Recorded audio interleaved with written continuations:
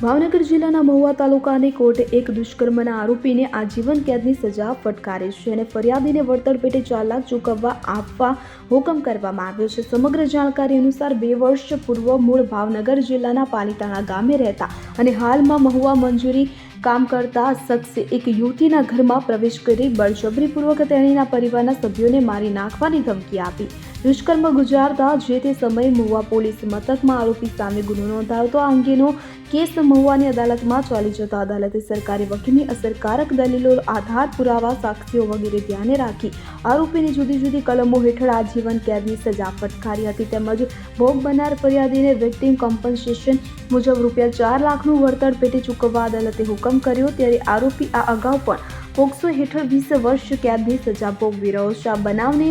જાણવા મળતી વિગતો અનુસાર ગામના 25 વર્ષીય આરોપી નવાબ ખાન હુસેનભાઈ પઠાણ શનિદેવ મંદિર પાસે મહુવા મૂળ ગામ પાલીતાણા વાળાએ ફરિયાદીને ભોગ બનનાર ઉંમર વર્ષ 18 વર્ષ 2 માસની હોય કે તેના ઘરે રાત્રિના 11:30 કલાકે જઈ રૂમમાં પ્રવેશ કરી ફરિયાદી ભોગ બનનારને તેના પરિવારના સભ્યોને જાનથી મારી નાખવાની ધમકી આપી ફરિયાદી એટલે કે ભોગ બનનારની સાથે દુષ્કર્મ આચર્યું તો આ બનાવ અંગે ફરિયાદી ભોગ બનનારે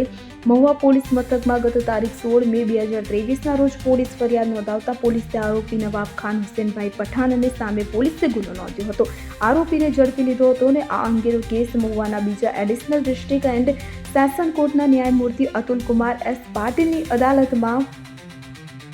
ચાલી જતા અદાલતને સરકારી વકીલ કમલેશ કેસરીની અસરકારક દલીલો, મૌખિક પુરાવા અને લેખિત પુરાવા 38 વગેરે ધ્યાને રાખી આરોપી નવાબ ખાન હુસેનભાઈ પઠાણને તકસીરવાર ઠેરાવી આજીવન કેદની સજા તથા રોકડ ₹10,000નો દંડ ફટકાર્યો હતો। આ ઉપરાંત ભોગ બનનાર ફરિયાદીને વિક્ટિમ કમ્પન્સેશન સ્કીમ 2019 તળે ₹4 લાખ વળતર આપવા અંગેનો હુકમ કર્યો હતો।